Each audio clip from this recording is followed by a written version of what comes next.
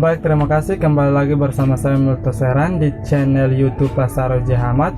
Baik, di video kali ini saya akan membacakan hasil makalah saya dengan topik dampak pandemi COVID-19 terhadap Pilkada 2020. Ini adalah salah satu makalah untuk memenuhi tugas ujian tengah semester mata kuliah pilihan sosiologi konflik. Baik, bab 1 pendahuluan 1.1 latar belakang bahwa pandemi COVID-19 telah memberikan tekanan yang belum pernah terjadi sebelumnya pada berbagai negara dan wilayah untuk menentukan terus berlangsungnya atau tidaknya pemilu. Apapun pilihannya pasti menuai kontroversi. Mencari keputusan yang tepat di antara kedua pilihan ini tidaklah mudah. Apakah pemenuhan kontrak sosial antara sebuah pemerintahan dengan rakyatnya perlu dilakukan dengan membayangkan kesehatan dan keselamatan masyarakat? Atau apakah kekhawatiran akan diperburuknya pandemi akibat berkumpulnya pemilih lebih penting dari pertimbangan lainnya? Data yang dikumpulkan dan diperbarui secara rutin oleh International IDEA seperti dapat ditemui pada laman webnya berjudul Global Overview of COVID-19 Impact on Election menunjukkan bahwa pada saat penulisan makalah ini, paling tidak ada 50 negara dan wilayah dihadapkan oleh kemungkinan menyebarnya virus. Dengan menyelenggarakan pemilihan di tengah pandemi telah memutuskan untuk menunda pemilihan mereka. Namun sebagian wilayah dan negara telah mengambil keputusan yang berat dan memilih untuk mengambil jalan yang mungkin lebih berbahaya untuk tetap menyelenggarakan pemilihannya sesuai jadwal. Salah satunya di Indonesia, pemerintah melalui Perpu nomor 2 tahun 2020 tetap bergeming bahwa pemilihan kepala daerah akan diselenggarakan pada 9 Desember 2020. Seperti kita ketahui bersama, awalnya Pilkada 2020 akan diselenggarakan pada tanggal 23 September untuk memilih 9 gubernur, 224 bupati dan 23 wali kota secara serentak. Sebelum Indonesia terkena pandemi COVID-19, Komisi Pemilihan Umum atau KPU telah melakukan serangkaian tahapan pelaksanaan Pilkada serentak tahun 2020.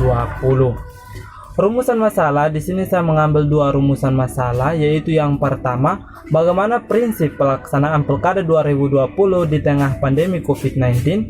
Yang kedua adalah apa saja dampak pandemi COVID-19 terhadap Pilkada 2020.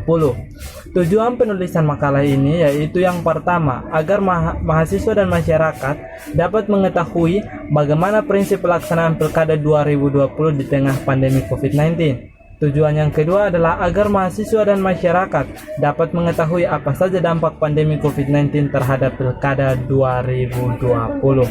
Manfaat dari penulisan makalah ini yaitu dapat menambah wawasan kepada setiap para pembaca dan dapat menambah wawasan bagi mahasiswa terkhususnya kepada penulis makalah ini.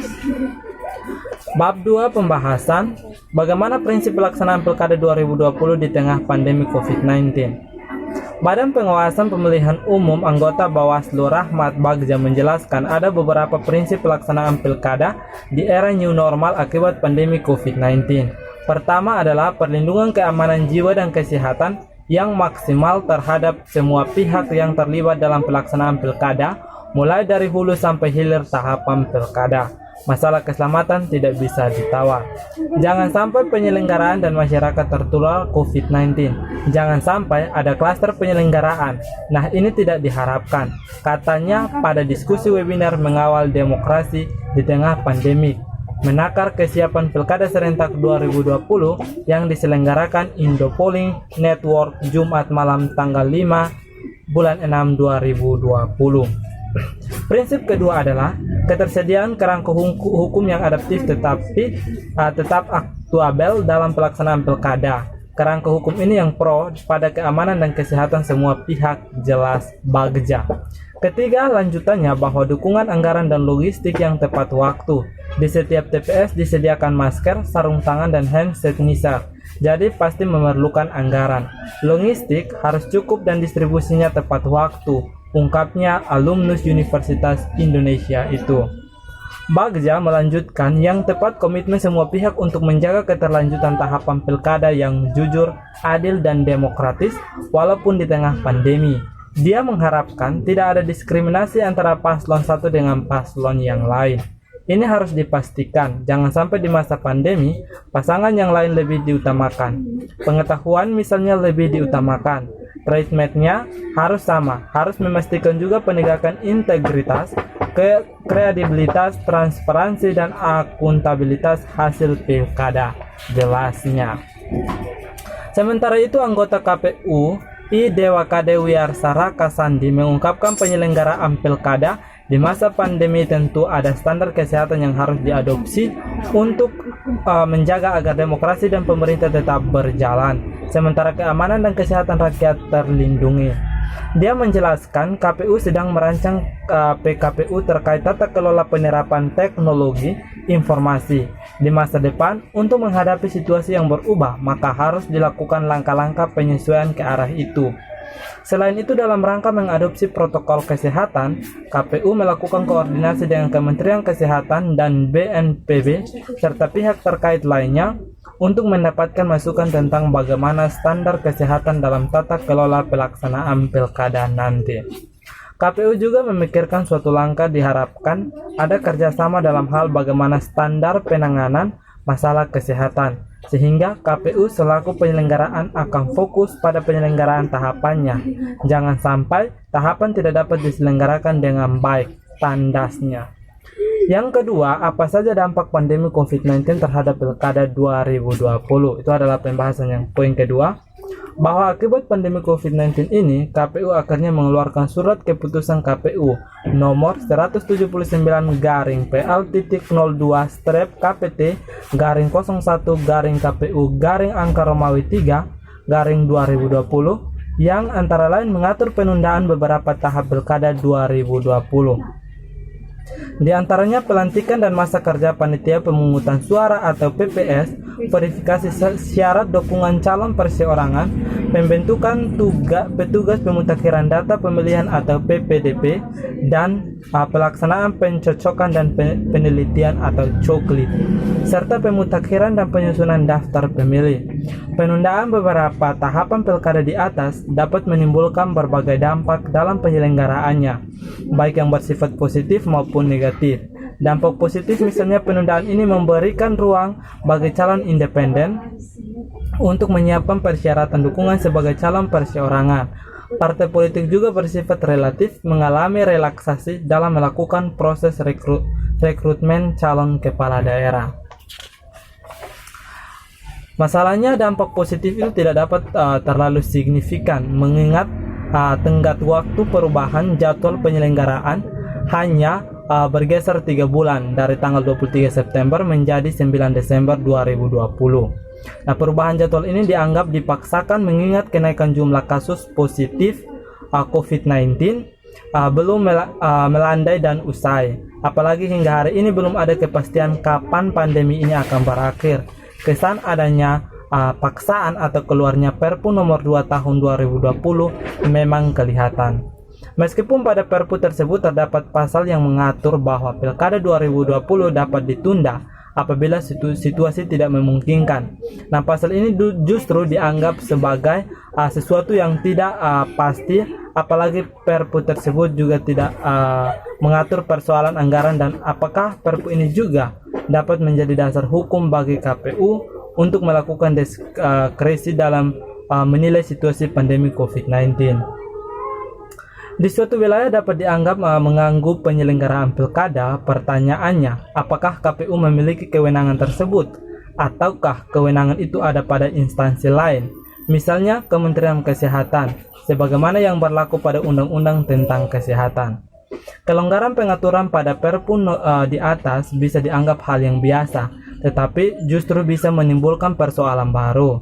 Persoalan itu bukan hanya soal ketidakpastian bagi penyelenggaraan, karena tingkat kemungkinan penyelenggaraan Pilkada 2020 dibayang-bayangi oleh situasi pandemi COVID-19 yang waktunya tidak menentu, melainkan juga besarnya kemungkinan KPU akan kesulitan membuat aturan yang bisa menetapkan situasi sebuah wilayah atau status kesehatan suatu daerah.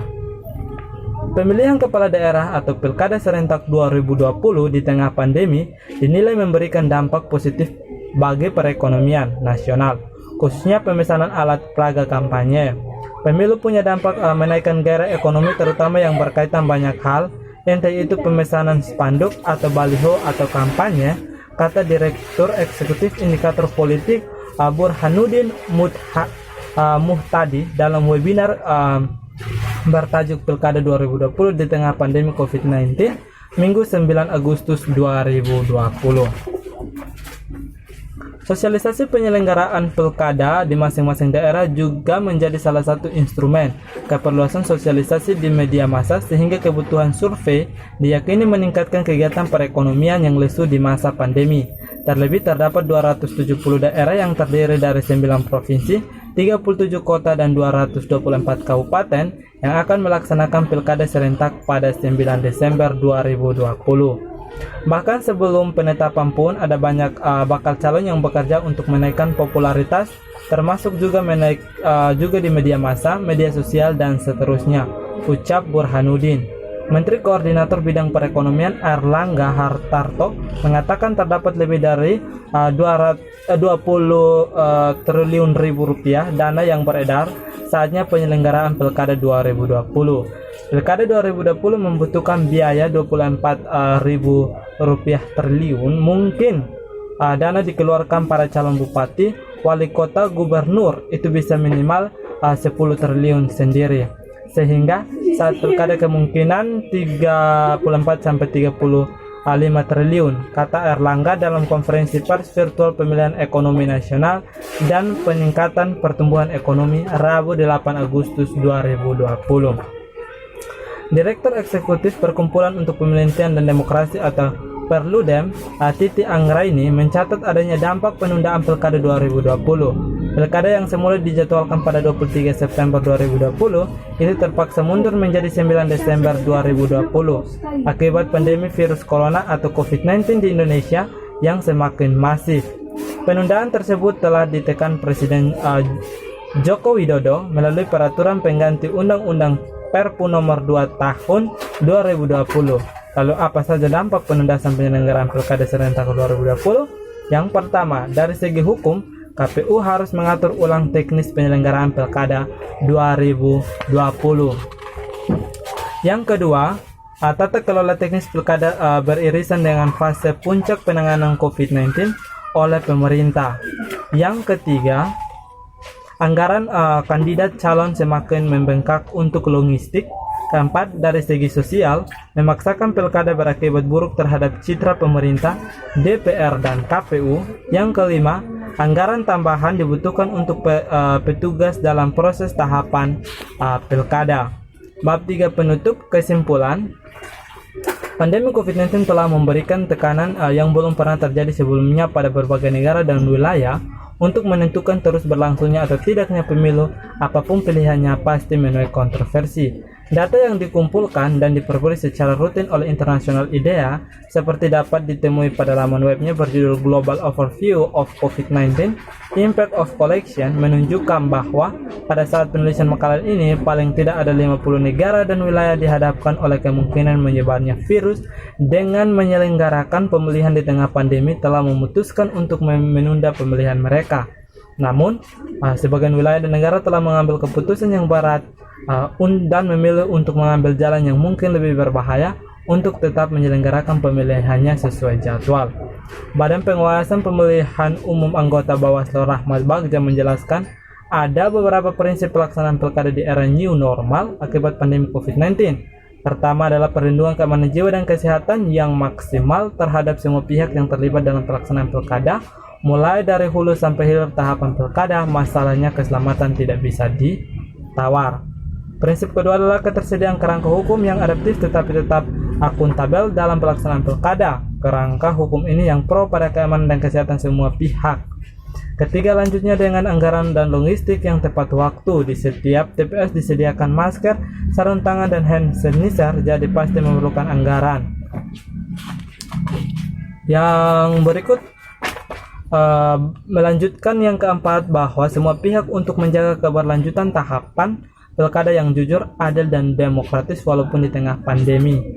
Direktur Eksekutif Perkumpulan untuk Pemilu dan Demokrasi Purludem, Titi Anggraini mencatat adanya dampak penundaan pilkada 2020 Pilkada yang semula dijadwalkan pada 23 September 2020 itu terpaksa ditunda ke tanggal 9 Desember 2020. Termasuk pada bab saran dari saya bahwa pemerintah harus benar-benar melaksanakan kalkulasi secara matang dampak penyelenggaraan pilkada serentak di tengah pandemi virus yang hingga kini masih menghantui Indonesia. Pertimbangan utama adalah keselamatan penyelenggaraan sekaligus keselamatan publik. Kualitas dari pilkada itu sendiri juga harus menjadi faktor yang tidak boleh dikesampingkan. Artinya, pelaksanaan pilkada bukan hanya sekedar memenuhi agenda rutinitas demokratis, melainkan pilkada harus dapat dipahami sebagai manifestasi kedaulatan rakyat dalam rangka memilih pimpinan yang berkualitas, memiliki legitimasi secara representatif. Jangan sampai negara terjebak dalam tuntutan rutinitas prosedural lantas mengorbankan kualitas demokrasi bahkan keselamatan rakyat di tengah belum tuntasnya wabah COVID-19. Sekian penjelasan singkat dari saya mengenai makalah untuk memenuhi tugas UTS mata kuliah pilihan sosiologi konflik dengan topik dampak pandemi COVID-19 terhadap Pilkada 2020. Sekian.